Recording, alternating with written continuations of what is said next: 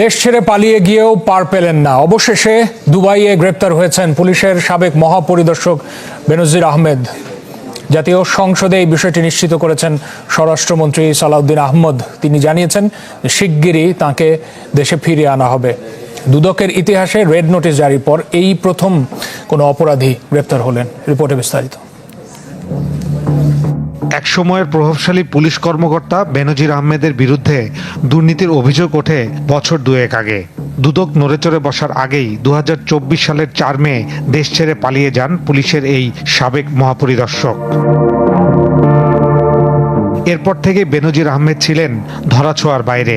দীর্ঘ 2 বছর পর অবশেষে সাবেক পুলিশ প্রধান গ্রেপ্তার হলেন সংযুক্ত আরব আমিরাতের দুবাইতে।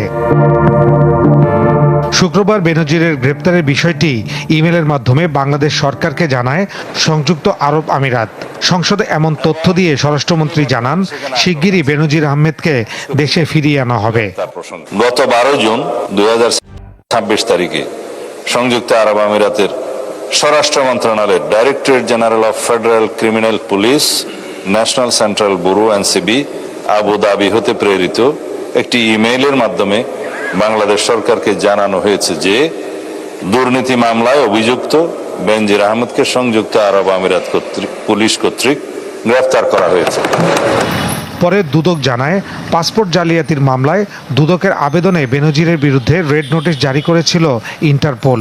দুদকের ইতিহাসে রেড নোটিশ জারির পর এই প্রথম কোনো অপরাধী গ্রেপ্তার হলেন।